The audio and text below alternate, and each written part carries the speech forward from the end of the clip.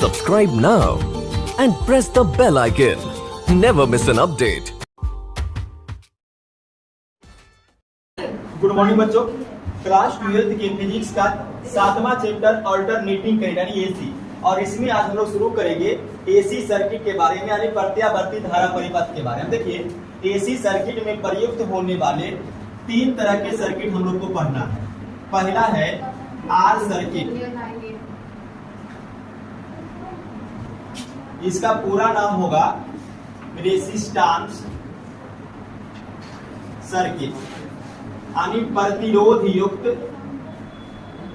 प्रत्यावर्ती धारा का परिपथ।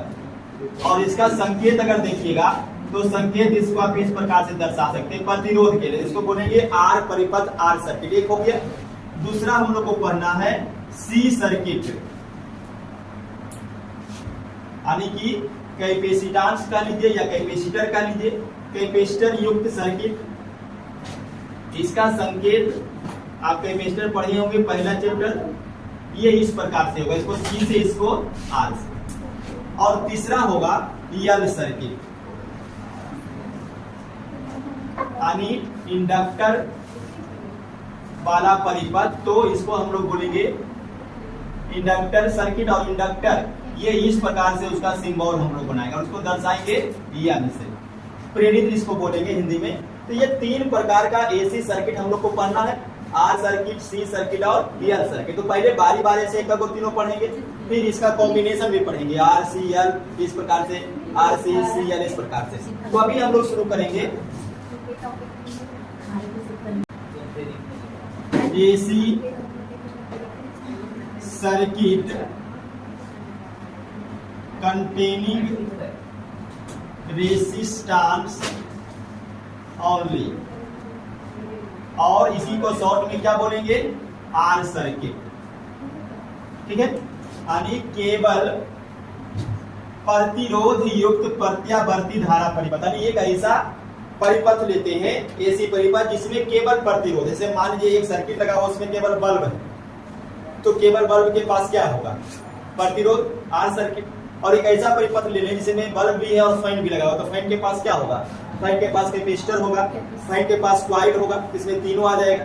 तो इस प्रकार से, लेकिन अभी हम लोग को लेना है केवल आर सर्किट। क्या लेना है, केवल आर सर्किट। तो ध्यान दीजिएगा, मान लीजिए कि ये एक प्रतिरोधक है और इस प्रतिरोधक का प्रतिरोध कितना है, आर है। इस प्रतिरोधक का प्रतिरोध आर है और इस प्रतिरोधक के दोनों सिरों पर, ये ए सिरा मान लीजिए और ये बी सिरा मान लीजिए, दोनों सिरों पर प्रत्यावर्ती विद्युत वाहक बल यानी प्रत्यावर्ती वोल्टेज आरोपित किया गया। ये प्रत्यावर्ती वोल्टेज का सिंबल, याद रखिएगा इसको इस प्रकार से।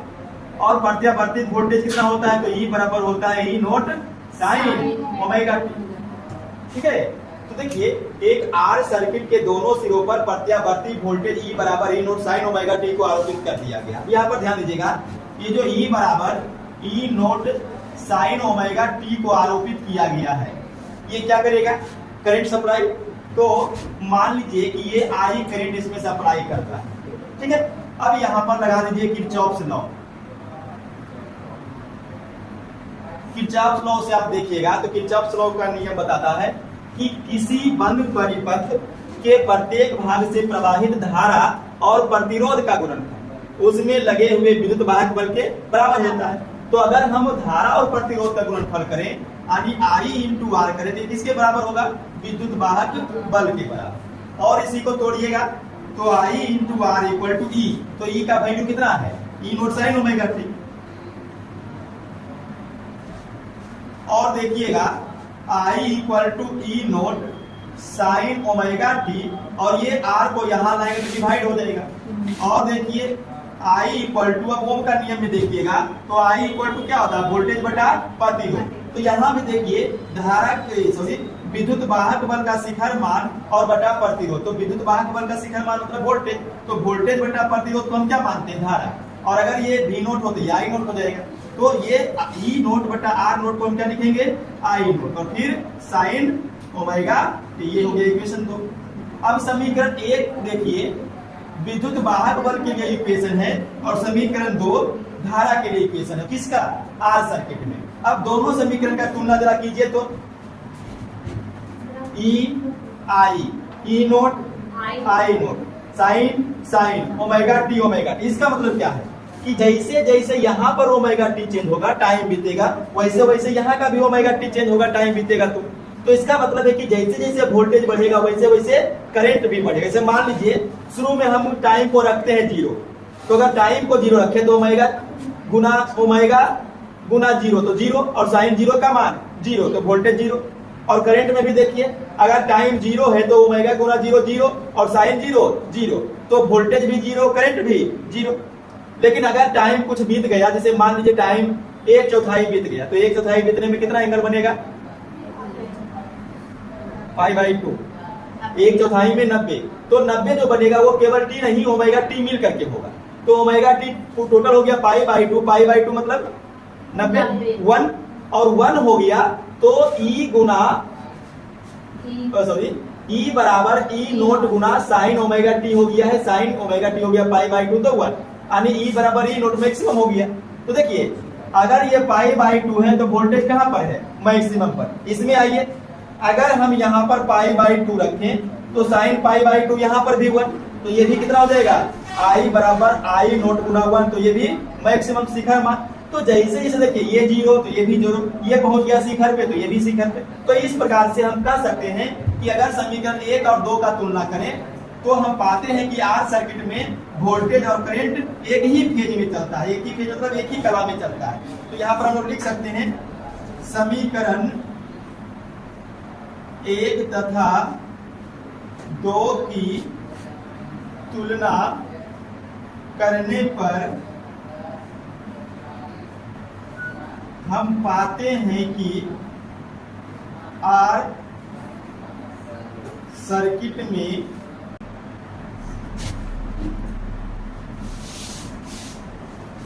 करंट और वोल्टेज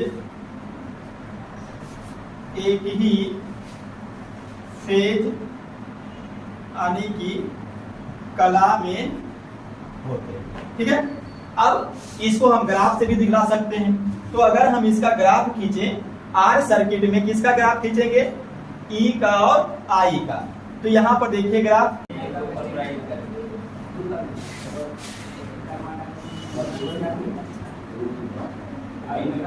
ये देखिए मूल बिंदु हो गया, इधर टाइम बढ़ रहा है और ऊपर जो है ई एंड आई पॉजिटिव में बढ़ रहा है और नीचे जो है ई एंड आई निगेटिव में बढ़ रहा है।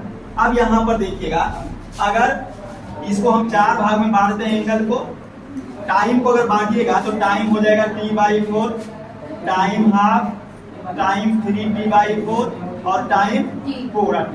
और अगर एंगल के रूप में देखिएगा तो जब टाइम 1/4 होता है तो एंगल बनता है π/2, और जब टाइम आधा होता है तो एंगल बनता है पाई, और 3/4 होता है तो 270, और जब पूरा होगा तो 2π।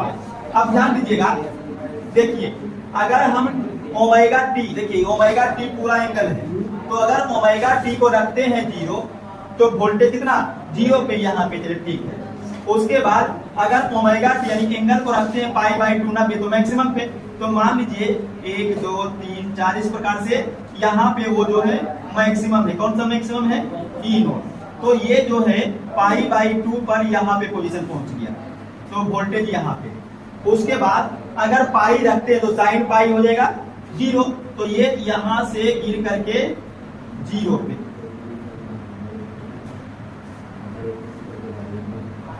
ठीक है, उसके बाद अगर हम रखते हैं 270 का मान हो जाएगा साइन 270 माइनस से, तो हो जाएगा माइनस ई नोट।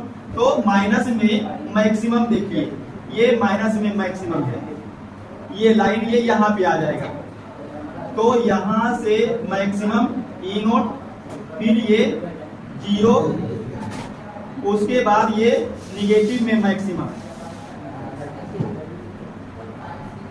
ये इस प्रकार से।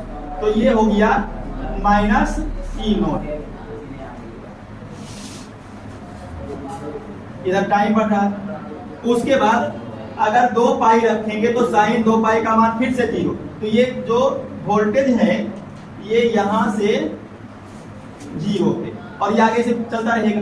तो इस प्रकार से ये ग्राफ देखिए, टाइम के साथ कर लीजिए या फेज के साथ कर लीजिए, एंगल के साथ कर लीजिए।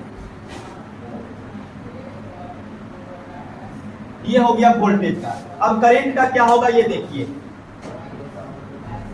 अगर टाइम 0 है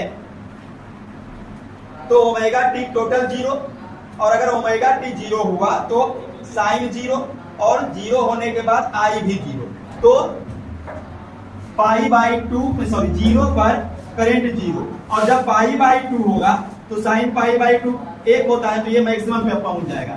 तो यहां से ये मैक्सिमम पे पहुंच गया, कौन सा करंट, ये यहाँ पे है प्लस आई नोट। उसके बाद पाई अगर रखेंगे तो 180 का मान 0, तो ये आई 0 पे पहुंच जाएगा, तो आई 0 पे।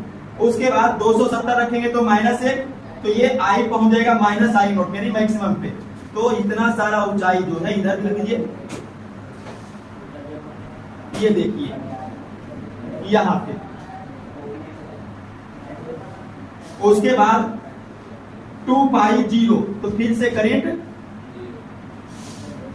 देखिए यहां से इस प्रकार से आएगा, और ये यहाँ पे 0, और फिर आगे भी इसी तरह जाएगा। तो जो ब्लू लाइन आप देख रहे हैं ये करंट के लिए, किसके लिए, करंट के लिए निगेटिव में, और ये है 3 पाई बाई 4 सॉरी।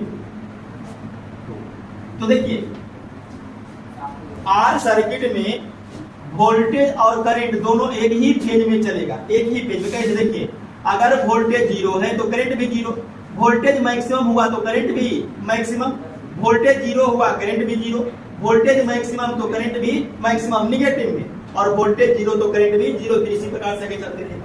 ये जो ग्राफ इस प्रकार से खींचा हुआ है इसका नाम हम लोग रखेंगे वेव डायग्राम, ठीक है। और अभी देखिए एक फेजर डायग्राम भी खींचना है। फेजर डायग्राम इसका खींचते हैं,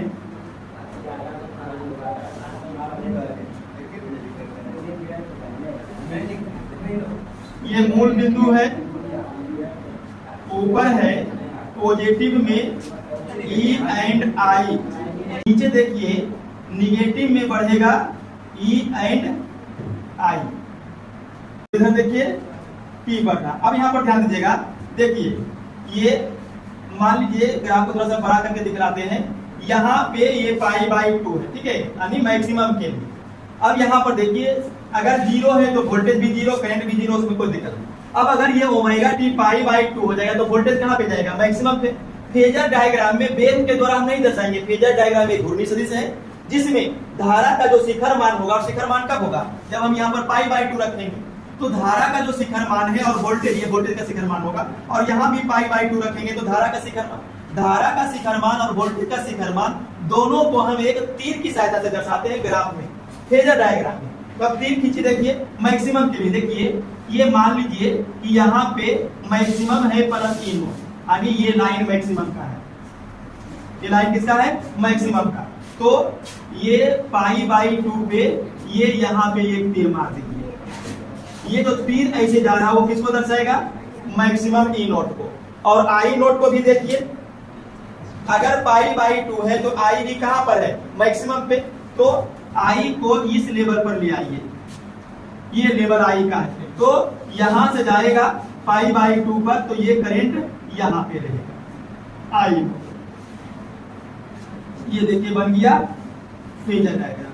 तो ध्यान दीजिएगा फेजर डायग्राम में भी देखिए करंट 0, वोल्टेज 0, और वोल्टेज मैक्सिमम, करंट भी मैक्सिमम, और ये जो एंगल है ये एंगल हम लोग रखेंगे ओमेगा टी, इसको बोलेंगे फेजर डायग्राम। क्या बोलेंगे, फेजर डायग्राम। तो ध्यान दीजिएगा फेजर डायग्राम में धारा का शिखर मान आई नोट और वोल्टेज का शिखर मान ई नोट, दोनों को हम एक तीर से दर्शाएंगे, और वो तीर किसके परितः घूमेगा, ओमेगा टी, यानी एंगल थीटा के परितः। दोनों का एंगल तो सेम ही है, देखिए इसमें भी ओमेगा टी और इसमें भी ओमेगा टी, तो दोनों का एंगल सेम रहेगा। देखिए आई नोट का भी एंगल ओमेगा टी और इस प्रकार से ई नोट का भी एंगल ओमेगा। तो ये दो तरह का ग्राफ आपको खींचना है, ठीक है। तो आपका ये आर सर्किट हो गया कंप्लीट।